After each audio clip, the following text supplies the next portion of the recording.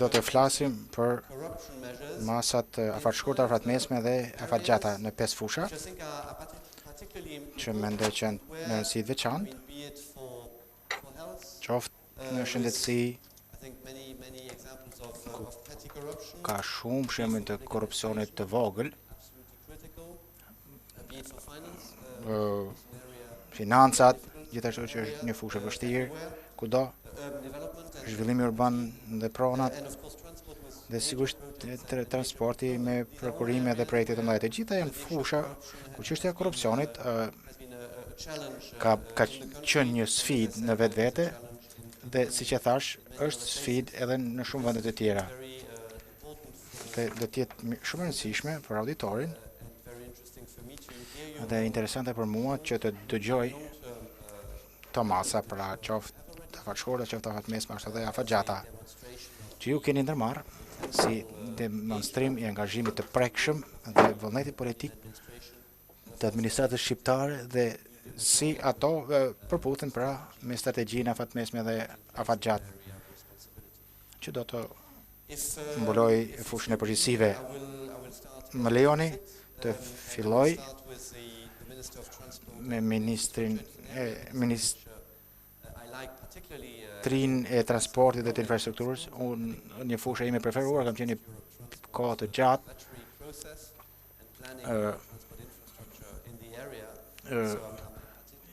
jam interesuar dhe sigurisht kam kënaqësi që ta filloj të me ju ministër Haxhi Nasta për programin dhe ambicet tuaja.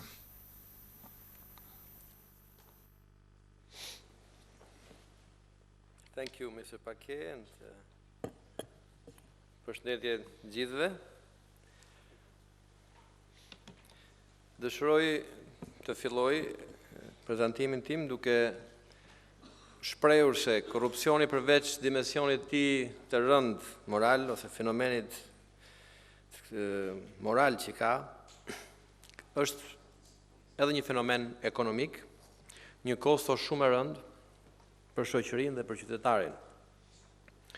Është shtesë kostoje në të gjithë shërbimet që aty ofrohen, nga infrastruktura dhe të gjithë shërbimet e tjera. Në kuptimin penal, korrupsioni është përdorimi i funksionit publik për përfitime personale, pra është forma më e rëndë e tij.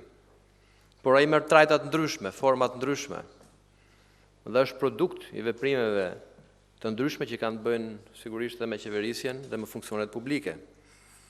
Ka të bëjë dhe me papërgjegjshmërinë në planifikim, me paaftësinë në zbatimin e planeve dhe strategjive. Është rezultati i trafikimit të influencës, i politizimit ekstrem, por edhe i mungesës së llogaridhënies. Të gjitha këto kanë një produkt të njëjtë, dëm ekonomik, material, një komuniteti përgjithsisht, por edhe të një shoqërie. Pra, përmasat e këtij impakti shumëfishohen, veçanërisht kur bëhet fjalë për menaxhimin e fondeve publike. Të fondeve që në fundit janë kontributet të qytetarëve, janë taksat e qytetarëve, në rastet kur ato shpenzohen për infrastrukturën, e cila në fakt ka marrë dhe 50% të shpenzimeve publike të buxhetit shtetit. Pra, përmasa e këtyre fondeve sigurisht që është e jashtëzakonshme. Pra, dhe sfida jonë është rrjedhimisht e jashtëzakonshme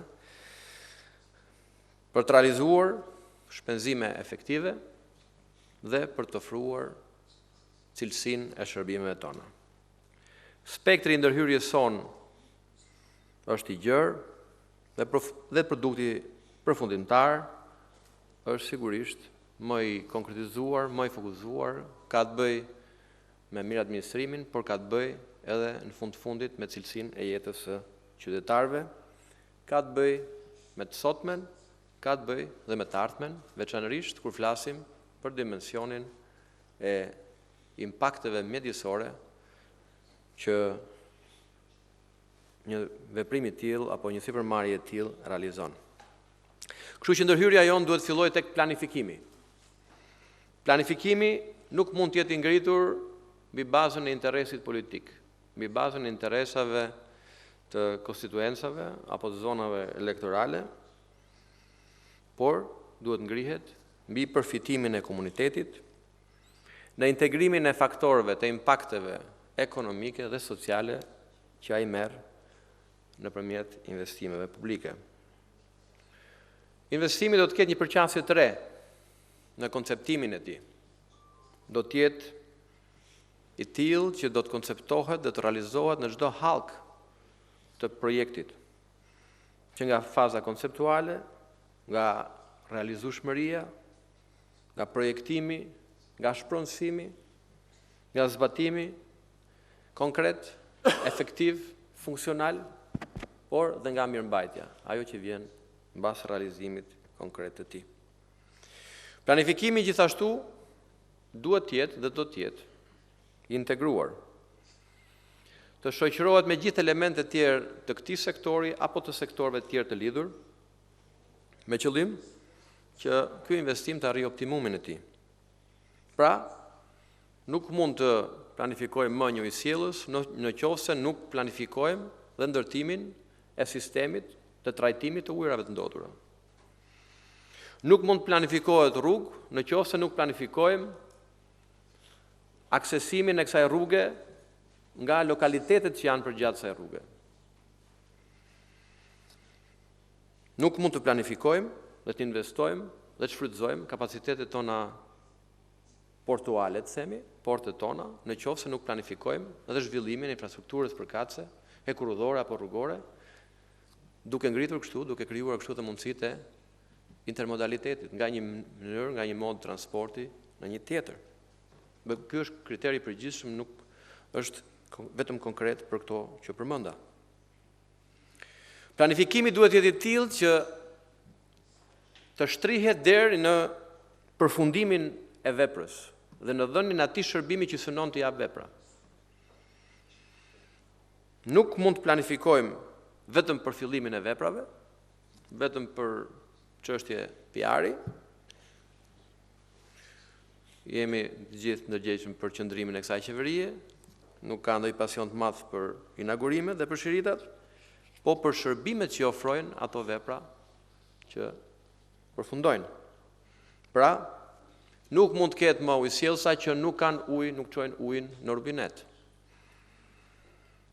Dhe s'mund të quhet e përfunduar një rrugë, dhe s'mund të inaugurohet një rrugë, nëse nuk i ka të gjithë elementet për bërë të saj. Kam fjalën këtu për elementet e sigurisë, elementet sinjalistike dhe gjithë elementet e tjerë. Ndërhyrja jonë do të jetë gjithashtu në procesin e prokurimit. Procesi i prokurimit elektronik do të vazhdojë, do të përmirësohet më tej, dhe do të jetë i pacënueshëm, si fatkeqësisht ka pasur raste kur edhe nëpërmjet tij është ndërhyrë duke krijuar abuzime. Do të vendoset një kriter i qartë mbi çmim mbi ofertën më të ulët. Nuk mund të ketë më ofertë më të ulët që komprometon cilësinë e projektit. Sigurisht kostë më e ulët, por brenda standardit caktuar. Dhe standardi nuk mund të jetë vetëm standardi më i lartë i pranueshëm, që është standardi evropian për realizimin e veprave. Por sigurisht, përveç përfundimit të veprave, do shtojmë një dimension tjetër që sot është në minimalen e tij. Është mirëmbajtja e tyre. Do të jetë një drejtim themelor i punës sonë, por edhe një drejtim themelor për të rritur efikasitetin e investimit. Sot, nëse flasim vetëm për rrugët për shembull, kemi vetëm 15% të planifikuar në buxhet. Dhe ky është problemi, që planifikohet në nivele të tilla të ulta, sepse kjo shumë ka ardhur në mënyrë kumulative. Ka ardhur si rezultat i konceptit se mirëmbajtja është ajo që mbetet, ajo që mund të nangelet për të realizuar. Ndërkohë që ajo është një investim kapital shumë i rëndësishëm për të ruajtur vetë veprën, për të ullë shkallën e amortizimit, dhe rrjedhimisht për të penguar shkatrimin e saj, dhe humbjen totale të vlerave të mëdha të jashtëzakonshme që janë investuar. Pra, me fjalë tjera, nëpërmjet mirëmbajtjes ne realizojmë as më pak as më shumë ruajtjen e pasurisë kombëtare, veçanërisht në sektor të tillë ku është investuar më shumë se 50% e buxhetit shtetit. Drejtim tjetër shumë i rëndësishëm i punës sonë do të jetë, e përmenda pak më lart, po nuk është mjaftueshëm ta përmendim edhe disa herë. Standardi, kërkesa e standardit dhe rigoroziteti në kërkesën ndaj standardit në realizimin e të gjithë veprave publike. Duhet ndryshojnë kodet, pasi në shumë fusha nuk kemi akoma standarde, ose kemi standarde shumë të tejkaluara, shumë të prapambetura. Pra edhe ky do të jetë një drejtim i rëndësishëm i punës sonë për të rritur efikasitetin e paras publike dhe të investimeve. Shumë e rëndësishme për ne është të hapim tregun, të ofrojmë shërbimet me cilësi, të eliminojmë monopolet dhe të ulim kostot nëpërmjet konkurrencës së ndershme. Do të mbështesim veprimin e operatorëve të ri, veçanërisht në transport, në të gjithë format e transportit, pasi në shumë prej tyre, e kam fjalën edhe për operatorët, edhe për sektorët të ndryshëm transportit, cilësia le për dëshiruar. Nuk mundet të jemi konkurrues në këto sektor ku cilësia është ajo që bën diferencën. Prandaj cilësia dhe standardi do të jetë absolutisht pika e referencës edhe për shërbimet në transport. Po ndërhyrja jonë për efikasitet do të jetë edhe në aspektin institucional. Tashmë ka filluar një reformë e mirë do të thoja, janë ulur ndjeshëm shpenzimet, kemi bërë hapa përpara në fillimin e konceptimit planifikimit si integruar, ato që përmenda më lart, kemi reflektuar këto funksione në organizimin strukturor të ministrisë, duke dhënë relevancën e duhur jo vetëm planifikimit që përmenda, por monitorimit, standardizimit dhe planifikimit të integruar të burimeve financiare, nga të gjitha burimet, nga burimet brendshme dhe nga burimet të huaja. Do të vendosim shumë shpejt një metodologji 3 në tërheqjen e investimeve të huaja, duke ecur drejt projekteve të përgatitura me qëllim që investitorët e huaj të mos humbin kohë, por të angazhohen në mënyrë më të shpejtë në realizimin e projekteve konkrete që ne do të paraqesim. Po kështu, një drejtim shumë i rëndësishëm i këtij ndryshimi strukturor është tek njerëzit, tek eficienca dhe cilësia e në punëve civil. Ndërhyrje imediate duhet bërë në sistemin e rekrutimit. Do ta përmirësojmë sistemin e rekrutimit nëpërmjet proceseve të hapura dhe transparente. Pasi nuk mundet që një institucion të ketë në punë civil që kanë marrë statusin 100% personave që kanë filluar punë me kontratë. Nuk mund të jetë kështu apo jo. Kështu s'ka pasur konkurrencë. Kjo do ndryshojë. Po kështu nuk mundet që një institucion të ketë raport të drejt midis eksperiencës punës dhe të nivelit hierarkisë. Rezulton që niveli hierarkisë është përpisim të drejt me eksperiencën e punës. Edhe kjo duhet ndryshojë, që ata që kanë eksperiencë, ata që kanë cilësitë e nevojshme, të jenë nivele drejtuese.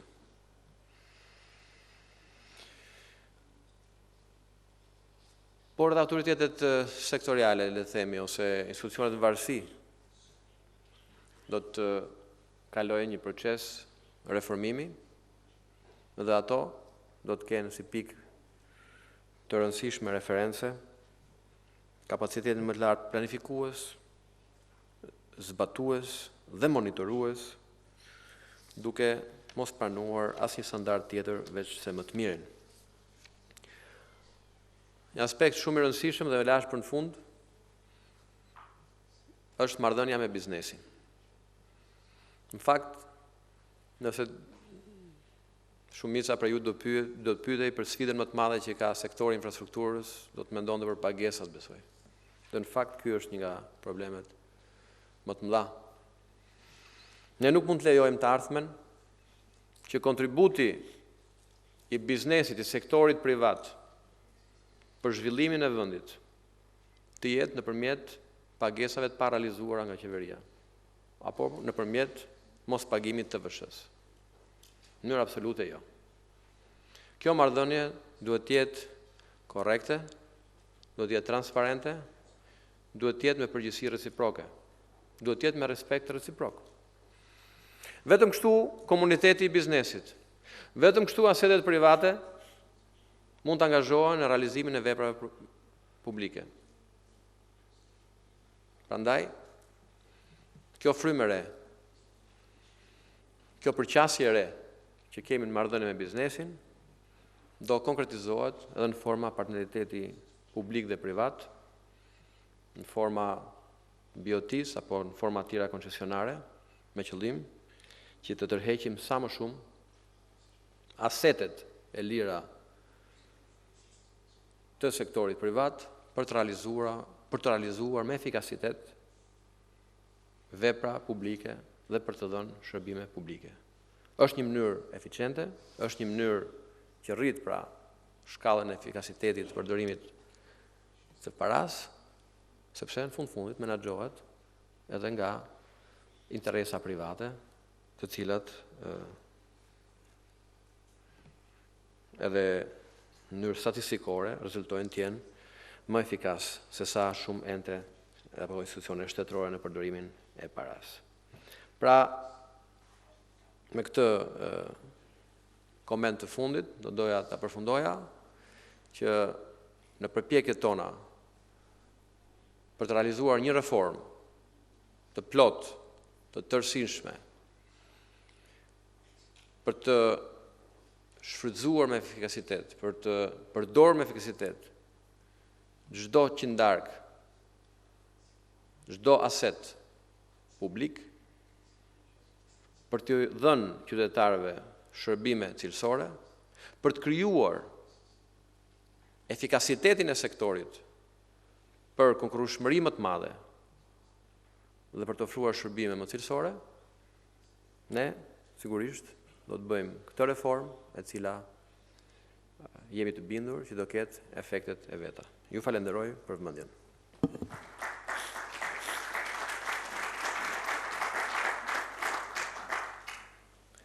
Ju falenderit Zoti Ministër që bashkëndat me ne vizionin tuaj për një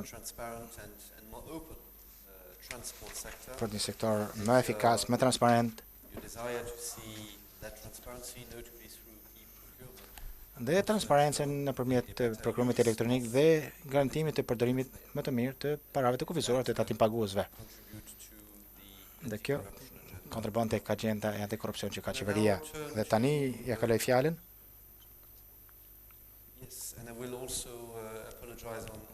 dhe u kërkoj ndjes gjithashtu në emër të ministrit, i cili do të largohet për në Bruksel nesër. Kështu që nuk do të arrijë që të qëndroj gjatë gjithë kohës së panelit. Ju falenderit. Tani më lëni të jap fjalën Ministrës Gjermeni, që është Ministre e Zhvillimit të Urban dhe Turizmit, që është një fushë që lidhet dhe me fushën e pronësore e pronave, pra që është një fushë e komplikuar. Faleminderit, të nderuar pjesëmarrës, zonja dhe zotëri. Lufta që qeveria Rama i ka shpallur korrupsionit në fakt synon forcimin e integritetit dhe profesionalizmit të institucioneve, promovimin e vlerave të qeverisjes nëpërmjet kultivimit të mendësisë së shërbimit ndaj qytetarëve nga administrata publike, transparencës dhe informimit.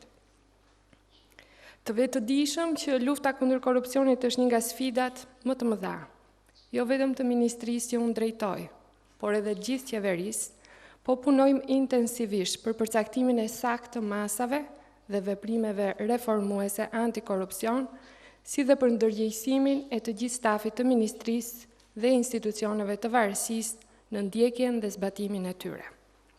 Në javët e para të funksionimit të ministrisë, nga institucionet e varësisë në lidhje me antikorrupsionin, janë evidentuar disa raste që prekin më së shumti fushën e zhvillimit të territorit. Kjo nuk është as pak e rastësishme, nëse merret parasysh masakra që është bërë mbi territor, me ndërtimet pa leje dhe me leje, por në shkelje flagrante të kushteve të ndërtimit. Të gjitha këto në fakt kanë ardhur si rezultat i mos funksionimit të kontrollit mbi territorit nga strukturat përkatëse, nga mangësitë në legjislacion në fushën e planifikimit të territorit dhe të ndërtimit, dhe për shkak të burimeve njerëzore jo profesionale të autoriteteve të planifikimit. Më lejoni t'ju paraqes shkurtimisht diçka mbi situatën në disa prej agjensive të varësisë nga Ministria e Zhvillimit Urban dhe Turizmit.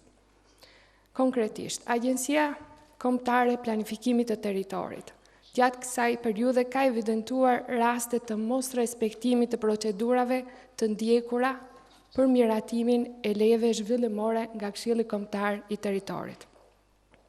Me evidentimin e këtyre rasteve që krijonin mundësi për ushtrimin e veprimeve korruptive nga në punësit e kësaj agjencie, ka filluar marrja e masave për hartimin e kuadrit nënligjor, rregullator dhe përcaktimin e rregullave të qarta për parandalimin e veprimeve abuzive. Ndërmasat praktike të propozuara dhe të iniciuar nga kjo agjenci do të veçoja. Masa për ngritjen e një sistemi me një ndalesë apo one-stop shop për sa i përket dhënies së lejeve si në nivel qendror ashtu edhe atë vendor. Ngritja e 12 qendrave të asistencës në 12 qarqet e Shqipërisë për funksionimin e regjistrit kombëtar të planifikimit të territorit dhe mirëmbajtjen e vazhdueshme të këtij regjistri. Përditësimi i faqes së regjistrit të planifikimit të territorit me kërkesat dhe kriteret e reja që janë shtuar gjatë këtyre viteve. Megjithëse ka qenë detyrim ligjor, kjo deri tani nuk është kryer. Evidentimi i buxhetit nevojshëm dhe realizimi i procedurave për përzgjedhje një asistence të specializuar në këtë qëllim, sensibilizimi i autoriteteve qendrore, ministrive të përfaqësuar në Këshillin Kombëtar të Territorit për ngritjen e zyrave të planifikimit brenda strukturave të tyre, ndërhyrje konkrete në legjislacion për vendosjen e një standardi minimal si për numrin ashtu dhe për aftësitë profesionale që duhet plotësoj stafi teknik me autoritetet e planifikimit, organizimi i takimeve sensibilizuese me autoritetet qendrore dhe vendore për sqarimin e detyrimeve që na ngarkon kuadri ligjor për planifikimin e territorit në lidhje me transparencën, koordinimin, bashkërendimin që duhen bërë gjatë proceseve të ndryshme të artimit, miratimit të instrumentave të planifikimit dhe dhënies së lejeve. Ndërkohë, Agjencia e Legalizimit, Urbanizimit dhe Integrimit të Zonave të Ndërtimeve Informale, apo ALUIZNI, në funksion të masave antikorrupsion, por shqyrton kuadrin rregullator dhe procedurat administrative për legalizimin e ndërtimeve pa leje që janë objekti i analizës së hollësishme nga Ministria e Zhvillimit Urban edhe nga vetë agjencia. Gjatë kësaj periudhe janë evidentuar disa probleme që potencialisht krijojnë mundësi për korrupsion. Për shembull, pranimi dhe trajtimi i kërkesave për legalizim të ndërtimeve pa leje të cilat dalin jashtë fushës së zbatimit të ligjit, zbatimi i procedurave të legalizimit të ndërtimeve pa leje jo në harmoni me sistemin e regjistrimit të pasurive të paluajtshme, duke kryer procedura administrative për ndërtime pa leje të veçanta, mos respektimi i afateve në procedurat e përditësimit të gjendjes ndërtimore të ndërtimeve pa leje të përfshira në procesin e legalizimit, mundësia për interpretim subjektiv në lidhje me kriteret e kualifikimit të ndërtimeve pa leje të cilat kanë të bëjnë me planet e zhvillimit në proces miratimi. Vlen të theksohet se kuadri ligjor për legalizime që është në fuqi krijon mundësi për veprime abuzive. Ndaj, krahas rregullimeve të nevojshme në legjislacion, si dhe përdorimit të instrumentave efikas operacional, është nevojshëm në fakt dhe rivlerësimi i kritereve të të përdora për përzgjedhjen e specialistëve apo stafit të agjencisë a luizni qendror edhe në rrethe. Si mas afashkurtur për të ulur nivelin e korrupsionit, mendoj se do të shërbej vetë ristrukturimi i kësaj agjencie, duke e bërë dhe institucion më fleksibël. Në lidhje me Agjencinë Kombëtare të Turizmit, një institucion tjetër që është në varësi të kësaj ministrie, dua të theksoj praktikën që lidh këtë institucion me procedurën që rregullon marrëdhëniet e pronësisë mbi truallin dhe objektet të ndërtuara në zonat e stimuluara me përparësi zhvillimin e turizmit. Bazuar në ligjin për rregullimin e pronësisë mbi truallin shtetëror në zonat me përparësi turizmin, Agjencia Kombëtare e Turizmit është institucioni që lidh kontratën dhe është përgjegjëse për vjeljen e qeras, si dhe për llogaritjen e detyrimeve të prapambetura që rrjedhin nga marrëveshjet e zhvillimit dhe qeras. Qeveria e mëparshme, në mënyrë arbitrare, ju ka zgjidhur marrëveshjen e zhvillimit dhe qeras 49 subjekteve nga 51 subjekte të cilat operojnë në zona turistike dhe përjedhoj ato nuk gëzojnë më titullin person i stimuluar. 12 nga këto subjekte tashmë kanë përfunduar dhe tani procedurat për legalizim pranë Agjencisë a luiznit. Ndërkohë që 37 subjektet me marrëveshje qiraje dhe zhvillimi de jure ju është prishur marrëveshja, por de facto këto subjekte vazhdojnë veprimtarinë e tyre. Kjo mënyrë la hapësirë për ndërmarrjen e veprime me karakter korruptiv dhe ne si ministri, në koordinim dhe bashkëpunim me Agjencinë Kombëtare të Turizmit, po marrim masat e duhura në përputhje me legjislacionin në fuqi për ndërprerjen e këtyre veprimeve korruptive. Nga momenti i hyrjes në fuqi të ligjit të sipërcituar dhe deri tani, detyrimi i shmangur për derdhjen e qeras për 37 subjekte të cilat nuk kanë kryer legalizimin e objektit, por llogaritet të jetë relativisht i lartë, mbi 600 milion lekë. Një vakum tjetër ligjor konsiston në mos përcaktimin e momentit të ndërprerjes së drejtimit të qeras mbi truallin dhe personin e stimuluar dhe i lë hapësirë në punësit të kryej veprime korruptive. Problematik është edhe legalizimi i objekteve në zona turistike, të cilat nuk paguajnë detyrimin ligjor, financiar dhe buxhetit të shtetit. Masat afatshkurtra antikorrupsion të përfshira në planin ton me Agjencinë Kombëtare të Turizmit janë radhë të parë ndryshimet ligjore të cilat do të rregullojnë këto vakume, plotësimi i kuadrit ligjor dhe i procedurave rregullatore për nxitjen e investimeve në turizëm dhe fuqizimi i strukturave administrative për thithjen e fondeve nga donatorët për zhvillimin e turizmit, arktimin e detyrimit për derdhjen e detyrimeve të prapambetura sipas marrëveshjes së zhvillimit dhe qeras, që në fakt është në vlerën për 600 milion lekë, rregullimi i funksionimit të operatorëve privat dhe i subvencionimit publik. Ndërkohë që unë doja ta përmbyllja me masat afashkurtra dhe afatgjata në tërësi nga Ministria e Zhvillimit Urban dhe Turizmit, duke theksuar që masa e parë, mbase duket vërtet e çuditshme, ta filloj me zbatimin e ligjit apo legjislacionit, po mendoj që aty fillon ose është një handicap që ne e kemi. Kemi ligjet mira dhe çalojmë në zbatimin e tyre. Mendoj që nëse duam të luftojmë vërtet korrupsion, në radhë parë duhet respektuar dhe zbatuar ligjin në fuqi dhe sigurisht të bëhen dhe ndryshimet ligjore të nevojshme. Evidentimi dhe shqyrtimi menjëhershëm i të gjitha rasteve të korrupsionit, krahas auditimit dhe kontrollit, duke e përmirësuar legjislacionin që vërtet rregullon në mënyrë më efektive fushën e përgjegjësisë së Ministrisë së Zhvillimit Urban dhe Turizmit. Shfrytëzimi më i mirë i njohurive të deritanishme të përfituara në fushën e korrupsionit, duke programuar dhe përqendruar veprimtarinë audituese, monitoruese dhe mbikëqyrëse në fushat më të rrezikuara nga mekanizmat që favorizojnë korrupsionin. Përcaktimi i shkaqeve të korrupsionit, përgatitja dhe paraqitja e konkluzioneve të shoqëruara me masa dhe plan veprime ndërhyrëse përkatëse që synojnë eliminimin e mekanizmave të korrupsionit dhe shkaqeve të tyre, zbatimi dhe forcimi i sistemeve të menaxhimit financiar, identifikimi dhe korrigjimi i mangësive në këtë drejtim, rritja e kapaciteteve profesionale të stafit të ministrisë dhe institucioneve që ajo ka në varësi, ristrukturimi i institucioneve të varësisë së kësaj ministrie, me qëllim përmirësimin e këtyre njësive dhe efektivitetin e tyre në luftë kundër korrupsionit, rritja e transparencës dhe informimi i publikut si një përqasje e punës së përditshme. Në përfundim të fjalës time, dua të ritheksoj se situata e korrupsionit në vend dikton nevojën e angazhimit të gjitha institucioneve dhe gjithë shoqërisë për të krijuar një front unik ndaj këtij fenomeni.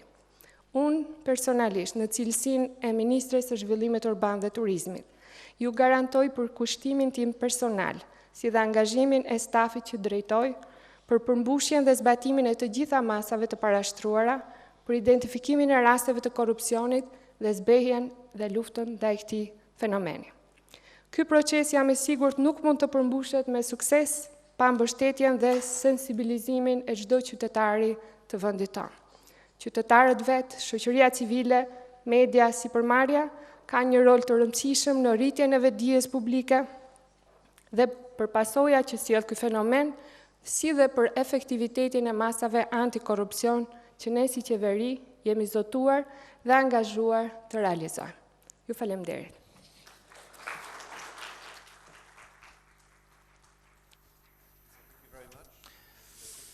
Ju faleminderit shumë që bashkëndat me ne angazhimin tuaj në luftën kundër korrupsionit. Unë impresionova nga diagnostikimi i plot i situatës në jurisdiksionin tuaj, si dhe nga masat praktike që ju keni filluar që të ndërmeni tashmë. Rasti i sporteleve me një ndalesë për lejet, edhe çështja e legalizimit të ndërtimit pa leje, dhe kufizimet që do të bëni, dhe përmend një pikë tjetër që mendoj që është e rëndësishme që ka të bëjë me hapin e parë, dhe që është zbatimi i legislacionit ekzistues. Është një pikë shumë e rëndësishme. Ju përmend një pikë të fundit që më lejon mua gjithashtu të kaloj tek ministri Harito, që është Ministria e Inovacionit dhe dhe administratës publike që ka të bëjë me kualitetet dhe cilësitë e stafit. Faleminderit. Të nderuar zonja dhe zotrinj të ftuar, të nderuar pjesëmarrës, korrupsioni është mbase një nga dukuritë më të përfolura në vendin tonë dhe një nga ato dukuri për të cilat jemi përfolur në botë për kaq shumë vite me radhë, siç e tha dhe shkëlqësia e tij pak më parë. Luftën e hapur dhe të ashpër ndaj kësaj dukurie ne ja kemi vënë qëllim vetes në emër të parimeve të qeverisjes së drejtë, e cila drejton mbar botën e qytetëruar sot. Po ashtu që të arrijmë të përmbushim angazhimet tona në lidhje me integrimin evropian, duhet të luftojmë me rrënjë korrupsionin. Modernizimi i administratës publike dhe teknologjitë e reja luajnë një rol të rëndësishëm në sfidën e përbashkët të qeverisë sonë në përshkallëzimin e luftës ndaj korrupsionit, fal transparencës, saktësisë, eficiencës që sjellin reformat që ne po ndërmarrim në fushën e teknologjisë informacionit. Siç e përmendën shumë prej kolegëve ministra, Ministri i Arsimit, Ministri i Energjisë, Ministri i Drejtësisë, Ministri i Mirëqenies Sociale dhe pothuajse të gjithë kolegët përmendën reformat që ne po ndërmarrim në këtë fushë në secilën nga fushat e tyre të përgjegjësisë. Së pari, digitalizimi dhe teknologjia e informacionit hapin dyert e informacionit dhe zvoglojnë gjithnjë e më shumë terrin dhe errësirën e paditurisë, që janë faktorë të cilët ushqejnë dhe kanë një marrëdhënie simbiotike me dukurinë e korrupsionit. Nga ana tjetër, qeverisja e hapur është një nga pikat e agjendës sonë, që do të thotë qeveri e cila ka tendencë të rrisë transparencën në vetë organizimin, veprimtarinë dhe vendimarrjen e saj. Më lejoni të shpreh shkurtimisht disa çështje nga këndvështrimi i administratës publike dhe i teknologjive të informacionit dhe komunikimit. Sigurisht, siç e tha dhe kolegu Agjinasto, lufta kundër korrupsionit fillon nga krijimi i një administrate publike të depolitizuar, profesionale, e cila punon me transparencë dhe devotshmëri në shërbim të taksapaguesve. Ndaj, një nga prioritetet tona kryesore dhe një nga angazhimet tona më të rëndësishme është përmirësimi i shërbimit të rekrutimit në administratën publike, të cilin synojmë ta shndrojmë në një sistem transparent, të bazuar në aftësinë e individit, në një proces me efektivitet që ti shërbej shtetit dhe individit, edhe kur nuk është vullneti politik. Pikrisht ky është qëllimi ynë, që administrata të shërbej sot që i kemi vullnetin politik, nesër, pas nesër dhe në të gjithë kohën. Një nga detyrat tona më të vështira është sigurisht të sigurojmë besimin e humbur të qytetarëve shqiptar në seriozitetin e institucioneve shtetërore, në transparencën e vendimarrjes dhe veçanërisht midis tyre në procesin që ka të bëjë me punësimin e administratën publike. Por të mos harrojmë që korrupsioni nuk është abstrakt. Ai ndodh pikërisht në administratën publike në të gjitha nivelet e saj. Ndaj modernizimi i administratës është baza dhe thelbi i sistemit që ne duam të ndërtojmë. Siç e dini që nga data 1 tetor 2013 ka hyrë në fuqi ligji i ri për në punësin civil dhe siç e din mirë partnerët tanë evropian, ne jemi duke përgatitur aktet në ligjore për ta bërë këtë ligj krejtësisht të aplikueshëm. Ky ligj ndryshon thelbësisht dy gjëra për administratën tonë publike: mënyrën e rekrutimit dhe sistemin e karrierës dhe të vlerësimit të performancës. Ne çdo ditë po ngrem një sistem të hapur dhe transparent rekrutimi, por kjo gjë është shumë e vështirë dhe është një ndryshim i madh. Të mos harrojmë që prej 75 vjetësh në këtë vend, minimumi 75 vjetësh, punësimi në administrat është bërë me njohje dhe jo me kompetencë. Pra është një ndryshim i vërtet në mentalitet dhe ju e dini të gjithë që këto lloj ndryshime shkërkojnë kohë. Në bazë të ligjit, ne do të rishikojmë të gjitha procedurat që kanë të bëjnë me pozicionet e lira të punës, përcaktimin e kritereve të përzgjedhjes në punësit civil, panelin përzgjedhës, drejtimin e karrierës, monitorimin dhe vlerësimin e aplikantit, dhe gjithashtu edhe të drejtën e tyre për të kontestuar vendimin e marrë.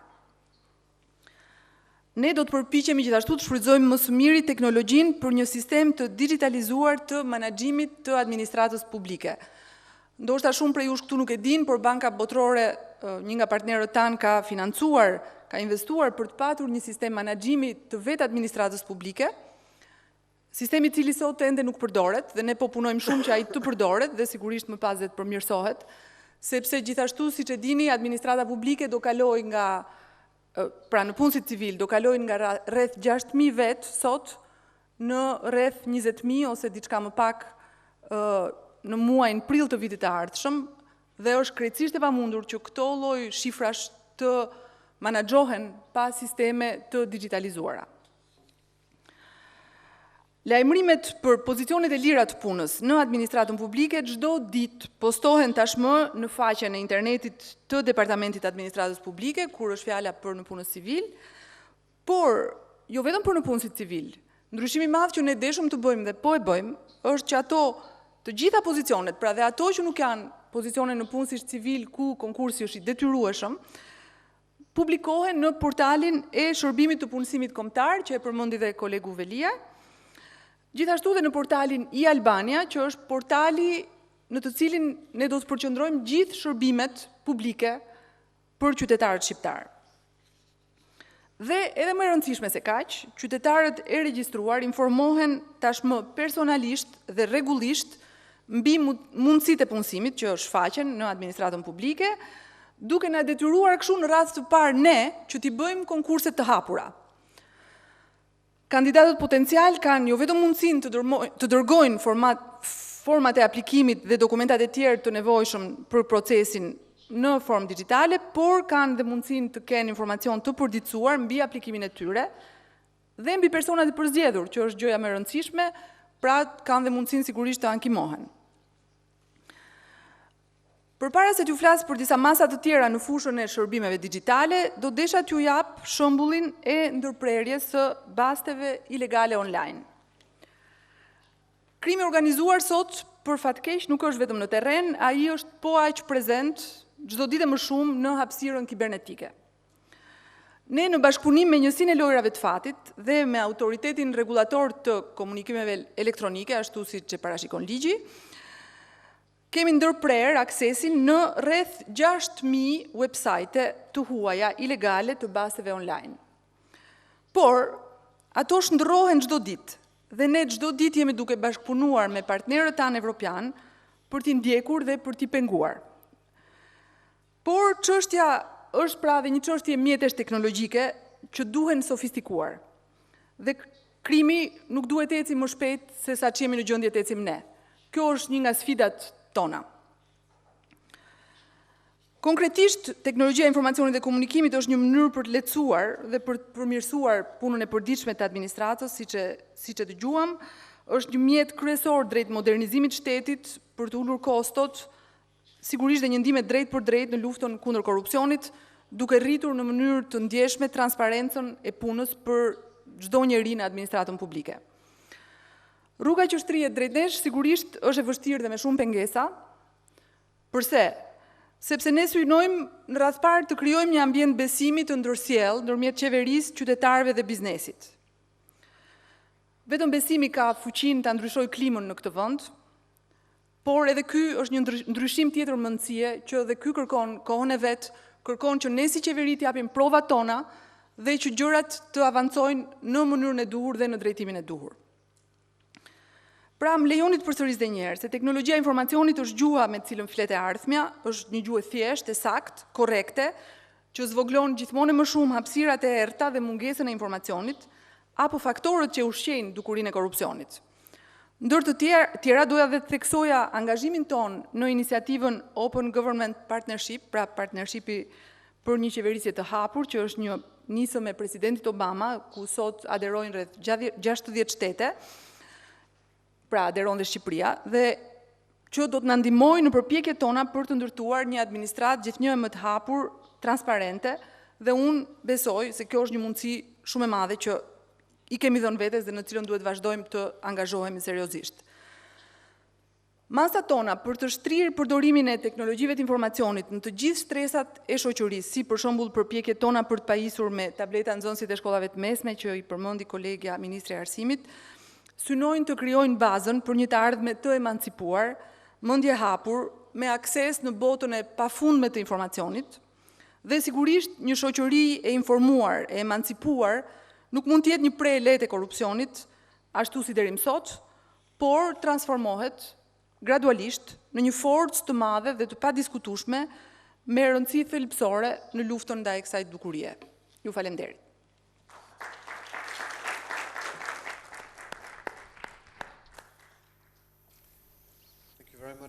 Faleminderit shumë. Zonja Ministre dhe në të veçanë për theksin që vut aspektin e qeverisjes së hapur të administrimit elektronik dhe theksimin e procesit të ndryshimit tashmë të proceseve të rekrutimit nëpërmjet konkursit të hapur që do të garantojë staf më të kualifikuar, më profesionist, më lejoni tani të kaloj tek një fushë që është ndoshta ndër më të ekspozuar, korrupsioni në lidhje me parat, dhe sigurisht Ministri i Financave ka të bëjë me parat. Që ju vërtet keni një sfidë të madhe, zoti Ministër Cani, për të ndarë me ne. Ju falemnderit. Të nderuar pjesëmarrës, që në fillim të fjalës time do të desha të tërheq vëmendjen në dy çështje, për të cilat mendoj që kërkoj vlerësimin e audiencës nderuar këtu, po dhe të publikut më pas. Njëra, siç jemi mësuar, është afat shkurtër dhe tjetra do jetë afat mesme. Çështja afat shkurtër është që si të gjithë ne shqiptarët do premtoj të flas shkurt, por nuk do të flas shkurt, po të paktën do mundohem që të shmang gjithë ato fjalë të qëndisura që thanë parafolësit. Dhe s'dyti, ajo që është më problematike, në fakt, vlerësoj dhe çmoj shumë që është kënaqësi të marrësh pjesë në një konferencë të mirë organizuar, që debaton kundër korrupsionit, por besoj është shumë më tepër kënaqësi të zbatosh në praktik atë që thua dhe dëgjon nga të tjerët kundër korrupsionit.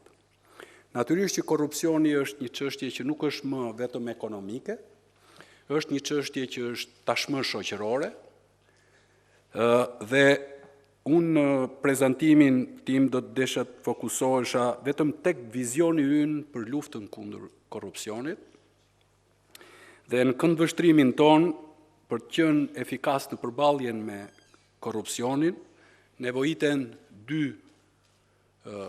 momente. Së pari është një vullnet i qartë i qeverisë dhe i organeve drejtuese për luftën pa kompromis ndaj korrupsionit, dhe së dyti duhet përshtatja e sistemit për të minimizuar hapësirat për korrupsion. Dhe lidhur me çështjen e parë, që do ta titulloja si vullneti i qeverisë, do të thoja që një nga aspektet e shprehjes vullnetit të organeve të qeverisë dhe të atyre drejtuese për të luftuar korrupsionin është rritja e kontrollit eficient për të ndëshkuar abuzimet. Korrupsioni, duke qenë që mbetet një nga shkaktarët kryesor të keq performancës së administratës, shenjë e luftës kundër tyre do të jetë edhe rasti i shkeljeve të konstatuara, dhe më lejoni që shumë shkurt në të tre institucionet që përmbledh Ministria e Financave, Tatim Taksa, Dogana dhe Lojrat e Fatit, t'ju përmend atë që ç'është bërë vetëm gjatë muajit tetor. Kuptohet, ato që do të përmend nuk është kënaqësi, nuk i them me kënaqësi, përkundrazi, por ama i them me vendosmëri. Në Tatim Taksa gjatë muajit tetor të këtij viti, administrata tatimore ka bërë përpjekje në luftë kundër korrupsionit në radhët e saj dhe për zbulim të evazionit. Rezultati i deri tanishëm total është zbulimi i një vlere të ndjeshme të evazionit fiskal dhe të një dëmi ekonomik. Dëmi në total i shkaktuar buxhetit shtetit për të dy veprimet e mësipërme është afërsisht 810 milion lek ose 5.8 milion euro. Nga zbulimi i skemave për evazion dhe rimbursim fiktiv të tatimit mbi vlerën e shtuar, gjatë muajit tetor janë bërë kallëzime penale në prokurori për 8 ish punonjës dhe drejtues të lartë të drejtorisë rajonale në Tiranë, 11 persona me funksionin e administratorit apo përfaqësuesit ligjor të 19 subjekteve tatim pagues, si dhe 2 raste janë kallëzim penal gjatë muajit nëntor. Një auditim i përforcuar ka filluar tashmë në drejtorinë e përgjithshme të tatimeve, nisur nga niveli disi, do ta quaja masiv, i rastit të shkeljeve të konstatuara. Kush ka interes, kam një aneks ku flet konkretisht për rastet e konstatuara. Në Dogana, rezultati i dertanishëm i punës në drejtorinë e përgjithshme të doganave tregon se janë penalizuar subjektet debitore në masën 1.5 miliard lek ose 10.7 milion euro, detyrimet munguara dhe penalitete, por janë marrë masa dhe ndaj 83 punojësve të administratës, dhe për këtë kam detaje.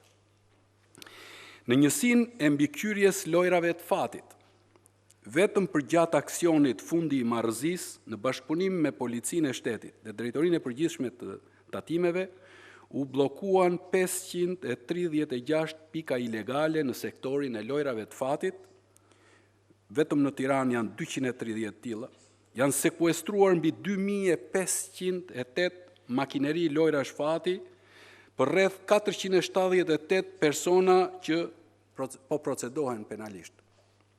Ky treg operonte në afërsisht 75% të tij në mënyrë ilegale ose informale. Për sa parashtrova, besoj më lart, qartasi tregon për shpërdorim detyre, për korrupsion, për shkelje të ligjit nga zyrtarë dhe bizneset caktuara. Por njëkohësisht kërkon të ndryshojmë në thelbin e vet edhe mënyrën, metodologjinë e punës. Dhe si çështja e dytë është përshtatja e sistemit për të minimizuar hapësirat për korrupsion. Ndonë se vullneti për të luftuar korrupsionin është aspekt i rëndësishëm për arritjen e rezultateve, ai nuk është i mjaftueshëm. Nuk përbën në vetvete zgjidhjen afatgjatë. Duhet të jetë vetë sistemi ai që garanton minimizimin e hapësirave për korrupsion, pavarësisht vullnetit, karizmës dhe dedikimit të drejtuesve. Shtyllat kryesore në të cilat ne I shohim si domosdoshme për ndryshimin e sistemit financiar janë transparenca, edukimi, përmirësimi I thellë I shërbimit ndaj taksapaguesve, forcimi I zbatimit ligjit dhe ndryshimi I legjislacionit dhe reformat strukturore. Lidhur me edukimin, është shumë e rëndësishme që taksapaguesit mos bien pre e taksidarëve abuziv dhe të paguajnë më shumë nga çka u kërkon ligji. Pra, informimi I tyre mbi drejtat dhe detyrimet që kanë ndaj tatim taksave, jo vetëm që rrit plotësimin vullnetar të detyrimit, por ul hapësirat e korrupsionit kërkuar me pat drejt nga administrata, jo e rregullt. Por edukimi është kthyer në domosdoshmëri, në fakt edhe për vetë punonjësit e tatim taksave. Ndryshimet e shpeshta të ligjit I nxjerr ata si të paaft edhe në interpretimin e ligjeve dhe rregullave që janë në fuqi. Në këtë kuadër ne do të përdorim së pari një fushat sensibilizuese në terren, e cila tashmë ka filluar dhe besoj që ju jeni njohur nga media pagimi I tatimeve detyrim qytetar së bashku me Fakultetin e Ekonomisë, ku përgjithsisht morën pjesë 40 studentë ciklit master, veç punonjësve të tatim taksave. Së dyti do të shfrytëzojmë emisionet televizive me pjesëmarrjen e zyrtarëve të tatimeve në emisione informative televizive, ku do të përgjigjen online pyetjeve të qytetarëve dhe të biznesit.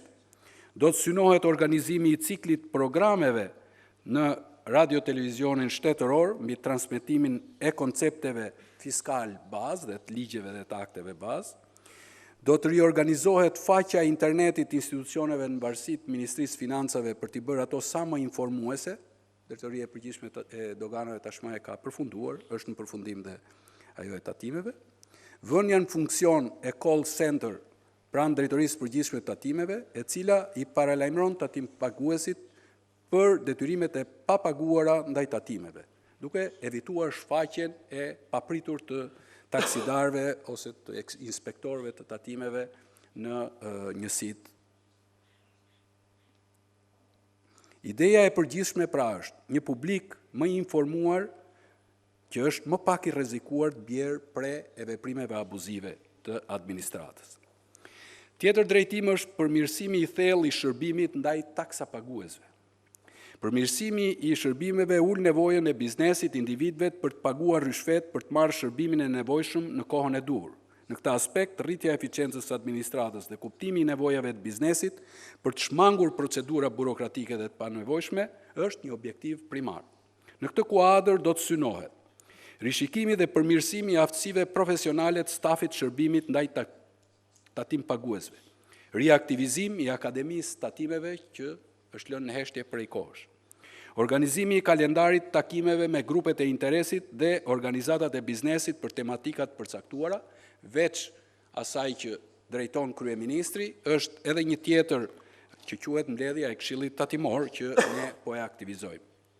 Së treti është rritja e transparencës nëpërmjet publikimit të rekomandimeve të avokatit tatim paguesve dhe ato të drejtorit apelimit tatimor në mënyrë që të përmirësohen procedurat administrative dhe gjithkush të mësoj se cilat kanë qenë tmetat e një viti ose të një periudhe të caktuar. Tjetër fushë është forcimi I zbatimit ligjit. Në këtë drejtim synohet vendosja në një vend të dukshëm në çdo faqe interneti të institucione e përkatëse të një mundësie për denoncimin e sjelljeve korruptive. Vendosja në eficiencë e linjave denoncuese kundër korrupsionit, vetëm në muajin tetor nga aktivizimi I kësaj çështjeje, rreth 32% e gjithë nivelit total të denoncimeve të tërë vitit 2013, vetëm në tetor ishte 32% e tyre, ose ndjeshëm rritur gati mbi 2 fish. Përsa I përket evidentimit dhe ndëshkimit sjelljeve abuzive, synohet rritja e cilësisë auditimit të veprimtarisë së administratës, nënshkrimi I një marrëveshjeje asistence në fushën e doganave me Crown Agents, një nga firmat më të njohura në sektor, për të rritur rrënjësisht saktësinë, cilësinë dhe standardet e kontrolleve doganore dhe shmangjen e kontrabandës.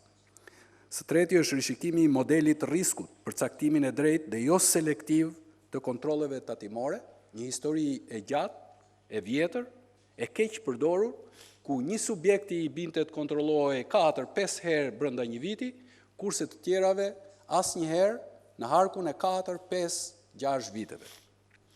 Hartimi i një memorandumi bashkëpunimi për shkëmbimin e dënave administrat doganore tatimore, çka do ta përmirësonte ndjeshëm, mendojmë, luftën kundër korrupsionit, dhe së fundi zbatimi më i madh i sistemeve informatike në evitimin e subjektivizmit.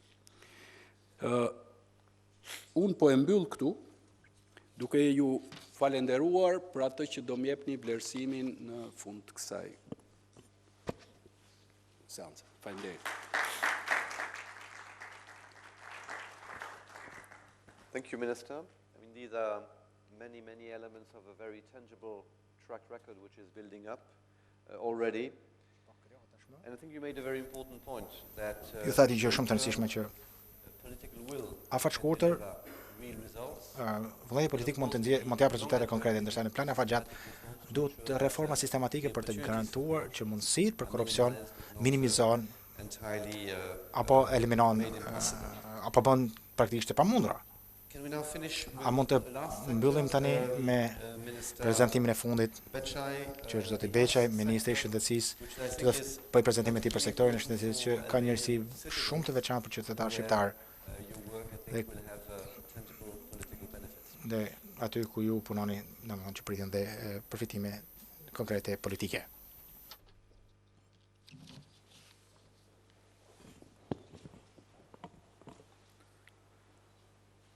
Të respektuar zonja dhe zotrinj. Në fakt, unë po e marr fjalën në një moment kur duhet kishim mbaruar para 40 minutash. Këtë pjesë, e di që mund të jetë e bezdisshme, e di që ndoshta edhe pak turitur, edhe rriqen të jem shkurt që të mos ju ashtoj urinë, që të mos shkoni të hani më shumë se ç'duhet, se pastaj do krijojnë probleme shëndetësore dhe do thonë që ministri i shëndetësisë na krijoi edhe probleme të shëndet sot. Ndërkohë që nuk besoj se shëndetësia, unë po flas i fundit sepse shëndetësia është sektori më i korruptuar, edhe pse duhet pranuar që shëndetësia dhe drejtësia janë dy sektorët që nga publiku shqiptar perceptohen si dy më të korruptuarit. Zoti Paketha, kur filloi kolegu Cani, shëndetësia, korrupsioni në financa është para. Po unë do thoja që korrupsioni është dhe cënim një drejtë themelore të njeriu, siç është edhe shëndeti. Në fakt, në coffee break, me përfaqësues të një shteti donator bujar, po bisedonim dhe po më thoshte që qeveria e vendit tij është shumë e fokusuar të mbështetë Shqipërinë tek drejtat e njeriut. Po në fakt, përjashtimi nga kujdesi shëndetësor, a nuk është një cënim i një drejte themelore të njeriut? Dhe në fakt, korrupsioni në shëndetësi prek më shumë, se prek tek jeta. Është një taksë e fshetë, në gjykimin tim, madje për nga mënyra se si funksionon, është një taksë regresive. Dhe për kësaj kohë ne si parti politikisht jemi dhe kundra taksave të deklaruara zyrtare regresive. Në fakt, në hartimin e strategjisë kundër korrupsionit, në sektorin e shëndetësisë, ne jemi bazuar në dy pjesë kryesore. Së pari në programin e qeverisë shqiptare dhe kryesisht në përmirësimin e legjislacionit, në zgjerimin e qeverisjes elektronike dhe në hartimin dhe zbatimin e nismave të reja në favor të transparencës, të llogaridhënies dhe të informimit publikut. Por po ashtu, kemi dhe një dokument të vlefshëm, të hartuar në vitin 2011, nga projekti PAKA 2, ku ka sugjerime, këshilla, propozime konkrete të vlefshme për si mund të ulen pagesat informale në shëndetësi, si mund të kurret, kufizohet korrupsioni spitalor, si mund të eliminohet korrupsioni në fondin e sigurimit kujdesit shëndetësor, si mund të rregullohet nga ana ligjore shmangja e konfliktit të interesit në shëndetësi. Shëndetësia, mendoj unë, është ndoshta një nga sektorët ku kuptohet më mirë edhe një qasje të hershme që kemi ne shqiptarët në korrupsionin, dhe paktën unë vetë, kur vjen të analizoj këtë gjë, vjen të përdor gjithmonë 3 fjalë, të veçanta që i ka gjuha shqipe, dhe që në shëndetësi do shtë ndjenë më tepër, në fakt janë të huazura nga turqishtja, peshqesh, bakshish dhe rëshvet. Të treja bashkëtojnë shoqërinë shqiptare, janë pjesë e marrëdhënieve që ne shqiptarët kemi me shërbimet publike, ndoshta ndjehen më shumë dhe në shëndetësi. Dhe në shëndetësi ndoshta dallimi midis tyre të trejave, që është edhe kulturor, jo thjesht nga pikpamja e fjalë formimit, nëse kolega Kumbaro do të më mbështeste, do ta ndihmojnë për të bërë qasjet e duhura për të shënjestruar zgjidhjen e problemit të korrupsionit në shëndetësi. Sigurisht që tashmë ne u bëm 2 muaj në qeveri dhe ka vënë koha për të deliver. Njerëzit presin nga ne çfarë do të ofrojmë. Po ju them çfarë kemi bërë në këtë periudhë afat shkurtër. Dhe po jap disa ilustrime me çfarë kemi gjetur. Në datën 9 shtator 2013, një kompani farmaceutike ka depozituar një kërkesë për të regjistruar një bar në Shqipëri. Dokumentacioni është normalisht mirafaqe. Rezulton që po atë ditë mirafaqe janë studiuar, janë vlerësuar, është miratuar në Ministrinë e Shëndetësisë ky proces dhe po atë ditë bari është regjistruar për të tregtuar në Republikën e Shqipërisë. Kohë fizike, sikur njerëzit më të mençur të ishin, nuk ka. Pra, krijohet hapësira për ta paragjykuar këtë proces. Po ja auditojmë, kemi filluar mbrapsht nga para 16 shtatorit kur filluam detyrën e ndihim dhe padyshim që do të fillojmë procedurat për ta ripërsëritur procesin e vlerësimit të regjistrimit të barit.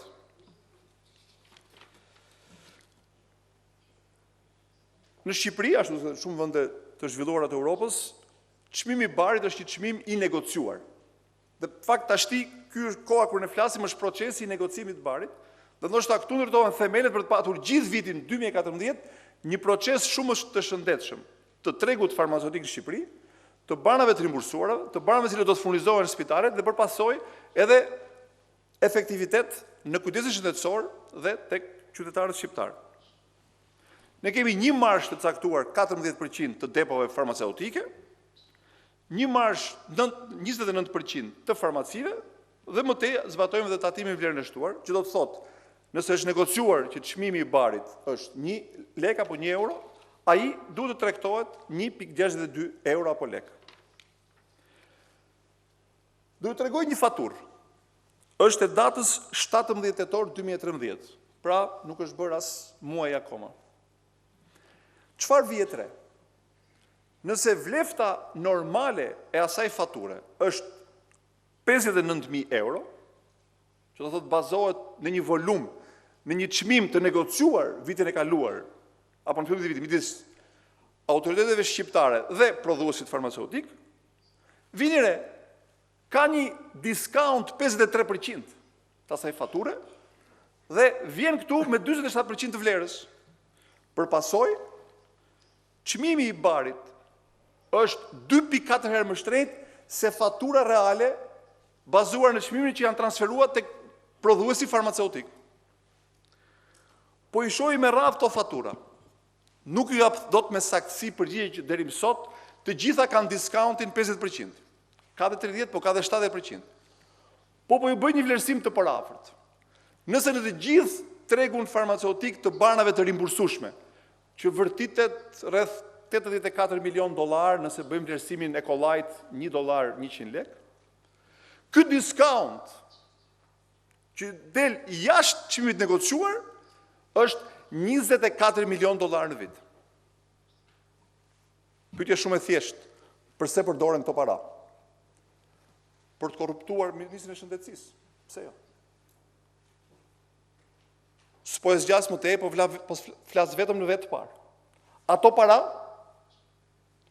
i paguajnë qytetarët shqiptarë me çmimin e banave, apo fondi i kujdesit shëndetësor, që financohet nga kontributet dhe taksat përbashkëta për të rimbursuar çmimet e banave, por janë aty dhe lubrifikojnë ingranazhet e sistemit korrupsionit. Pranohen nga sistemi jon, por për fat keq vijnë fatura nga vendet huaja. Sigurisht varet vetëm dhe vetëm nga vullneti politik i qeverisë shqiptare për ta stopuar këtë praktikë. Besoj se bilancin do duhet ta bëjmë pas një viti, nëse ja kemi dalë apo s'ja kemi dalë. E njëjta gjë ndodh edhe me aparaturat shtrenjta mjekësore. Si ministër ndeshem për ditë me një aparaturë të kushtueshme që prishet. E njëjta markë, e njëjti prodhues funksionojnë si sahat në Shqipëri tek ofruesit privat kujdesit shëndetësor. Për fat keq, prishen rëndom tek institucionet publike. Edhe sepse janë lënë pa kontrata mirëmbajtje full risk. A janë lënë qëllimisht apo jo? Për mua është e parakoshme ta jap, po publikut nuk i intereson. Publikut i intereson që sa më parë dhe ne punojmë rezonanca, mamografia, skaneri, akseleratori të punojnë.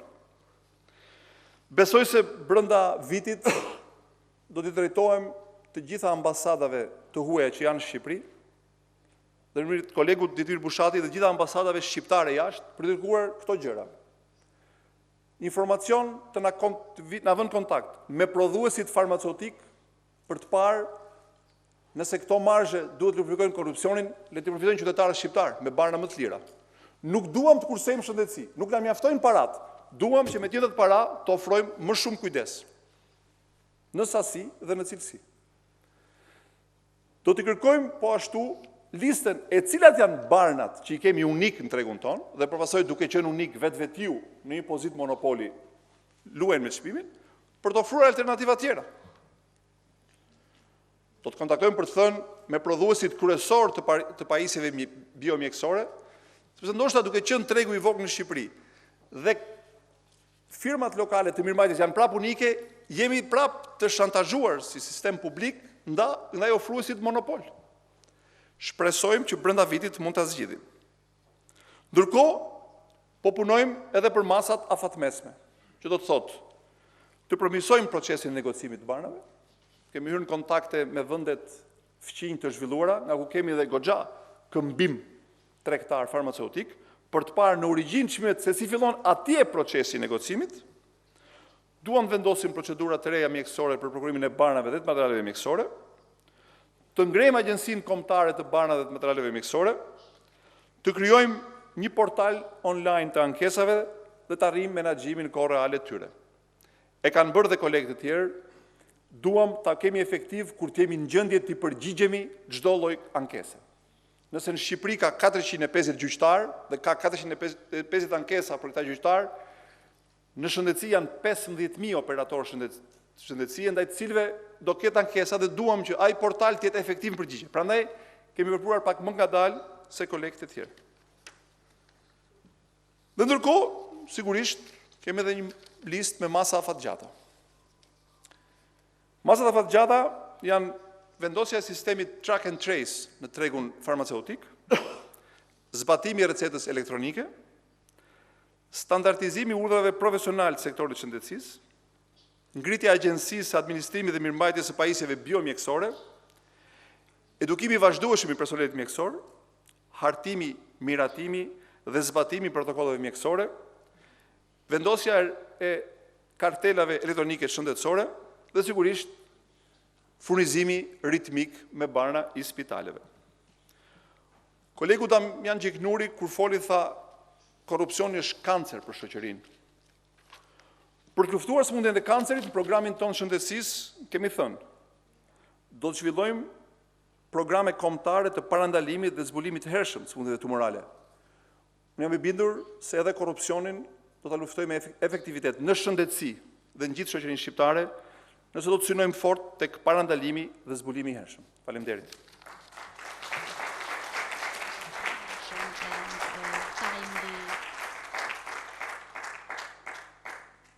Minister, thank you very much. Ju faleminderit shumë. Ju faleminderit për të demonstruar spektakolar se si funksionon mekanizmi. Qoftë për çmimet të barnave, jam impresionuar gjithashtu që ju keni theksuar ekspozimin personal që ju keni si ministër. Dhe kjo është diçka, është një dimension shumë i rëndësishëm, por dhe i vështirë antikorrupsionin. Sigurisht, this last speech. un- I'm a bit hungry though. u knasha gjatë gjithë panelit, The minister and the jam qik i uritur, we take a few minutes, or do you suggest yes? a të bëjmë disa pyetje tani? Okej, disa minuta pyetje, A few minutes for questions and answers. pyetje përgjigje dhe pastaj shkojmë për drejt. So do I have someone who wishes to open up Kush do të filloj this second round of questions? të hapte raund të dytë të pyetjeve për ministrat?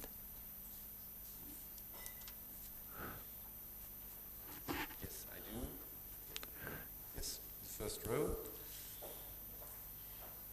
Yes, ministers, thank you very much. Faleminderit, for the interesting ministra, për këtë presentations. prezantime I have rather a interesante. question for the Minister of Transport, who has Kam një pyetje actually për Ministrin e left, but Transportit që maybe iku, coordinator por from ndoshta the koordinatori i antikorrupsionit mund transmit të- this question to him. t'ja përcjellte pyetja e tij. So, the Minister of Transport Ministri i raised Transportit this, ka ngritur çështjen e public rëndësishme të works punëve and, publike, public procurement, public të works, veprave where, publike, the pra private sector, është public vendi sector, ku also sektori publik dhe citizens privat si dhe qytetarët takohen. So I was wondering, and as it is, as the citizen is the Unë end user, desha të dy, domethënë si qytetar dhe si përdorus fundor i veprave publike money that is involved, dhe sigurisht që janë paratë e taksopaguesit që janë përdoren, desha të di instruments, nëse ka ndonjë instrument në planifikimin citizens or the civil society, e qytetarëve, planifikimin e përfshirjes së qytetarëve public procurement, në procesin e programimit publik monitoring, dhe në monitorimin e zbatimit as you also të punëve publike, të veprave publike, siç e përmendet,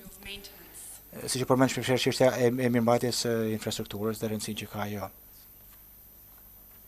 We take note for the minister and we'll meet him tomorrow. Okej. Po e marrim shënim të do të takojmë ministrin në Bruksel dhe ndoshta mund t'ia them drejt për drejt ministrit. Faleminderit. Një tjetër pyetje? Dervishi, kam Do një të fyet pyetje Dervishi. për I have a Ministrin e question for the Shëndetësisë. minister. Në fakt, pyetja ndoshta ka përgjigjen brenda, por duhet ta ngrija edhe publikisht. Pak ditë më parë kam lexuar në Shtyp një artikull të një zyrtarit të Ministrisë së Shëndetësisë që fliste për rëndësinë dhe efikasitetin e barnave gjenerik. Mi po nga leximi i artikullit krijohet përshtypjen, domethënë që nuk janë fare në prioritet më barnat organik dhe mënyra si ishte trajtuar, do të thoshte që ndoshta do të ishte mirë të kalonin te ilaçet popullore se kursejnë më shumë. Nuk e di a jeni në dieni të këtij artikulli dhe të këtij qëndrimi.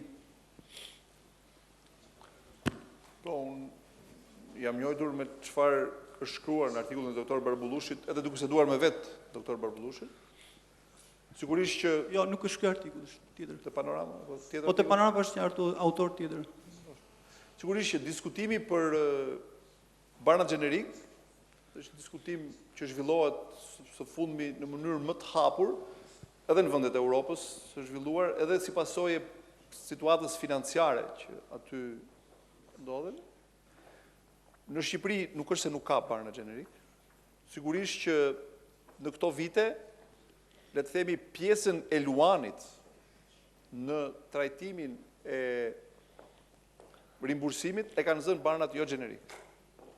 Unë besoj se më dëgjuat që thash që brenda muajit do të drejtohem në dy kanaleve diplomatike, vendeve të interesuara, duke thënë që ne kemi në Shqipëri sot këto barnat regjistruar që trajtojnë këto patologji dhe për të ftuar prodhues të ndryshëm, në të parë për të ardhur me alternativa dhe së dyti për të ardhur me më shumë prezencë barnash gjenerik.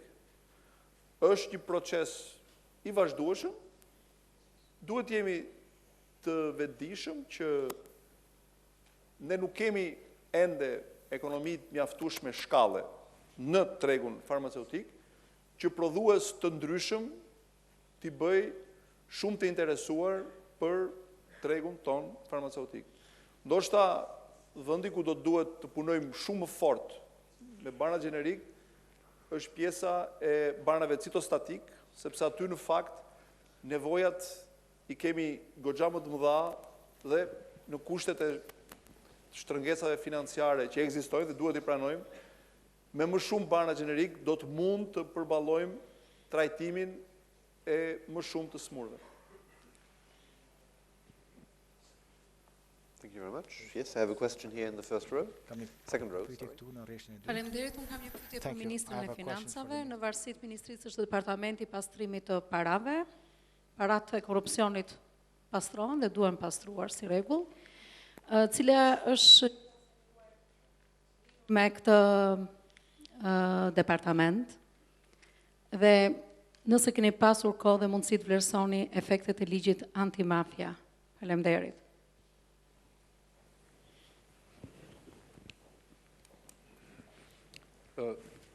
Besoj që, po. Atëre, natyrisht që në një prezantim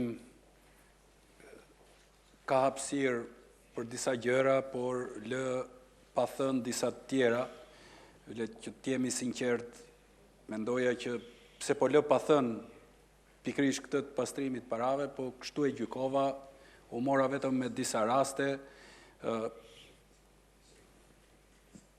jo se kjo çështja e pastrimit parave është një çështje që nuk na ka preokupuar, natyrisht që për disa nga punët që ka bërë drejtoria e përgjithshme e pastrimit parave, publiku është i njohur, për një pjesë tjetër nuk është i njohur, por jo se nuk kemi patur problemet mëdha edhe me pastrimin e parave, do t'ishte absurde bile sikur të mendonim ne shqiptarët që gjithçka është bërë dhe çfarë flitet për korrupsionin, në fund fare ka një port ku hyn dhe del, që është pastrimi i parave. Nëse kjo port është e vogël, edhe vështirësia e korrupsionit bëhet e madhe. Nëse kjo port lihet pa dyer, pa derë, atëherë natyrisht që gjithkush mund të bëjë ç'të dojë dhe i jepet një ndihmë të paktën kësaj. Kështu që ne natyrisht që e kemi parë shumë parësore këtë çështjen e drejtorisë pastrimit paras dhe të strategjisë në tërësi të pastrimit, të luftës kundër pastrimit parave. Mua më është dashur të merrem këtë një muaj e gjys edhe personalisht, pasi kemi pas një problem klasifikimit të vendit lidhur me vendodhjen e Shqipërisë në renditjen botërore të pastrimit parave, ku mund të riskonim deri, unë do ta quaja ekstremisht, kështu që ne kemi bërë rregullimet e duhura, natyrisht që unë nuk mund të them që e kam përfunduar atë që quhet një strategji, një riformatim të strategjisë për pastrimin e parave dhe për aktivitetet kriminale që lidhen me pastrimin e parave. Jo larg, po sot në mëngjes jam marrë me këtë çështje se sa që mora me departamentin e tatim taksave që ju thash, po njëkohësisht kërkuam për rastet që unë ju parashtrova që i kemi çuar në prokurori, me shumë interes për ne do të ishte angazhimi i drejtorisë pastrimit parave për të parë sepse si kanë tërhequr parat brenda 2 ditëve. Këto kompani që ju thash që tashmë janë në prokurori, si kanë tërhequr nga sistemi bankar brenda 1 dite afër $2 miliardi. Kështu që natyrisht që këtu ka shumë punë për të bërë dhe ne po merremi konkretisht me këtë, atë që ju thash që ne po riformatojmë edhe strategjinë, kështu që shpresojmë që shpejt ne do të dalim edhe me këtë drejtori me një riformatim, duke e parë si një nga pikat kyçe dhe të luftës kundër pastrimit parave. A key focal point to fight Thank you. Thank you very much. Do we Faleminderit. have time for a last A question? kemi I think kohë I dhe për do. një pyetje të fundit? Do I have Besoj që po. someone? Yes, I see a hand behind the camera. in the Shikoj që middle. dikush ka ngritur dorën aty mbas kamerës. Shirt apparently, yes, and now I even see a person. Thank you. Ju faleminderit. Ruslan Stefano nga Qendra për Studimet Demokratike e Ministers for this, Bullgarisë. detailed presentation. Falenderoj ministra për këtë prezantime të detajuara. I have one suggestion. Kam një Bulgaria sugjerim. went through the Crown Agents experience. Bullgaria e ka përjetuar përvojën e Crown Agents. Është një përvojë që ne mund ta bashkëndajmë dhe rezultatet përkatëse dhe çfarë mund të funksionojë në mënyrë më efikase në rastin e Shqipërisë. Dhe unë kam një pyetje për ministrin. Anti-corruption measures. Një ndër masat më efikase të antikorrupsionit është transparenca registries within lidhur industries, and I was wondering how me much regjistra të ndryshëm. let's say of pharmacies, of producers, of Për shembull, regjistrat e farmacive, different pharmaceutical products, të machinery, të produkteve farmaceutike, të mjeteve të doktorëve, how much are Pro- registries prokurimi publik, sa in the different sa të dhëna ka online në ministri të ndryshme pra në Shqipëri. envisage such measures? Dhe a parashikoni të ndërmerrni masa të tilla, ju faleminderit.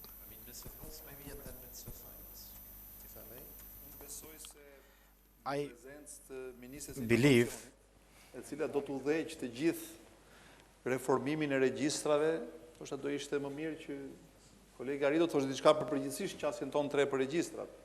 Unë mund të them diçka më shumë për pjesën e shëndetësisë, megjithatë ta fillojmë apo? Fillojmë me shëndetësinë. Në fakt, një nga dobësitë më të mëdha të paktën që ka sistemi shëndetësor në Shqipëri është mungesa e informacionit. Mungesa e informacionit në çdo aspekt. Informacioni është i copëzuar, jo koherent dhe i vjetër. Nëse do të flasim për të dhënat bazike të vdekshmërisë apo të sëmundjeve, dhënat datoj në 2010. Unë kam të vështirë si ministër, kur fillova detyrën, që të thoja që i gjeta treguesit kryesor të shëndetit në 2012 kaq, dhe si qeveri kemi një plan që në 2017 të arrijmë një nivel caktuar. Por kjo padyshim bëhet më problematike dhe kur vjen nevoja për regjistrat që janë të nevojshëm për menaxhimin e përditshëm. Në fakt, lista e barnave të regjistruar në Shqipëri është publike, është e aksesueshme. Ata që aksesojnë janë shumë pak, sepse mënyra se si është organizuar dhe përgjithsisht diskutimi për këto çështje ka qenë përgjithsisht diskutimi mbyllur. Edhe diskutimi për barnat gjenerik apo jo, është një diskutim i cili nuk është zhvilluar sa ç'duhet. Ne, në fakt, në shëndetësi, veç të tjerash, jemi të vendosur që të punojmë fort me ngritjen e regjistrave, edhe me drejtorinë e re që është krijuar, që do të merr dhe me jetësimin e projekteve, të punojmë në të dy drejtimet. Në treguesit kryesor shëndetësor, po dhe në treguesit kryesor të menaxhimit të sistemit, ku përfshihen barnat e regjistruar, firmat që i importojnë, depot që i tregtojnë në Shqipëri, kush është pesha që zën secili prej prodhuesve apo tregtuesve në tortën e barnave të rimbursueshme, në tortën e barnave dhe materialeve që spitalet prokurojnë dhe kontraktojnë çdo vit, kush janë ato molekula unike, të cilat vetvetiu duke qenë unike, krijojnë hapësira për situata monopol dhe pastaj mbi cilat aplikohen discounte si ai që unë ju përshkrova, që krijojnë një sasi parash që pastaj përdoren në mënyrë jo eficiente, jo në të mirë të kujdesit, cili është inventari i plot i pajisjeve biomjekësore, kontratat e tyre të mirëmbajtjes, është një sfidë jo e vogël, por unë besoj se jemi të angazhuar që të punojmë të drejtim, kemi hyrë në kontakte edhe me disa donatorë të ndryshëm që janë të gatshëm të na ndihmojnë në këtë drejtim. Për regjistrat më shumë. Atëre, do vazhdoj atë që thot kolegu Beqja, që është shumë e rëndësishme, baza në fakt e një shteti modern është informacioni. Dhe atë problem që e ka hasur në shëndetësi të treguesve ku ndodhemi, e kemi në të gjitha fushat.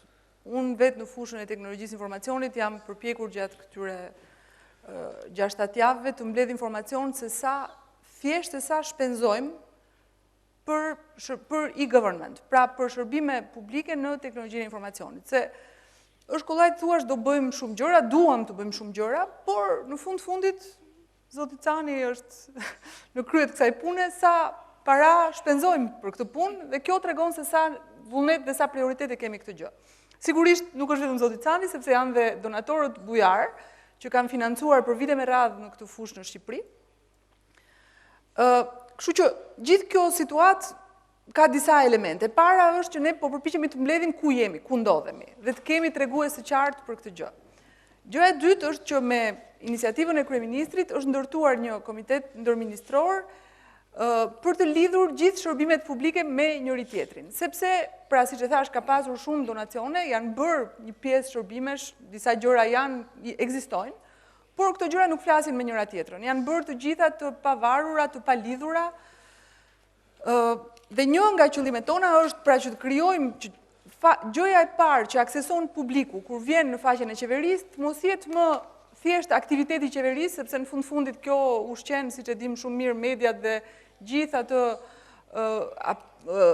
oreksin publik për jetën politike, thjesht politike, por ne duam që aksesi i parë kur duam të marrim informacion për qeverinë, të jetë ky akses që është aksesi në shërbimet publike. Dhe për këtë arsye, atë që quhet portali i Albania, do ta kthejmë në një portal unik nga ku do të aksesohen absolutisht të gjitha shërbimet publike. Dhe kjo është një nga punët e para që ne po bëjmë, pra të gjitha shërbimet ekzistuese në radh parë të ndërlidhim me njëra tjetrën. Kemi për shembull, që t'ju jap një shembull pozitiv, se sigurisht në valën e gjithë punëve që kemi për të bërë, kemi dhe në një bazë ku të mbështetemi, kemi një regjistër goxha të mirë të gjendjes civile. Por këtë regjistër ne duhet ta lidhim me gjërat e tjera në mënyrë që ai të shfrytëzohet për shërbime publike. Pra kjo është një nga gjërat, një nga sfidat që duhet të ndërtojmë shumë shpejt dhe për cilën pra duhet angazhohemi politikisht, konkretisht me kapacitete njerëzore dhe financiarisht. Thank you very much. I think that is a very good point to complete the discussion this morning. Diskutim mjaft I mirë për ta mbyllur këtë diskutim të sotëm, të paraditës. Ju falenderoj shumë për prezantimet. Dhe ju falenderoj për këtë paraqitje të shkëlqyer të angazhimit politik. Dhe siç e thash, komisioni është I disponueshëm për të mbështetur përkrahjet e Shqipërisë dhe do ta vazhdojmë të diskutojmë dhe mbas kësaj konference si dhe diskutimet së mbas ditës. Dhe faleminderit shumë për nderit që më keni lejuar që të moderoj këtë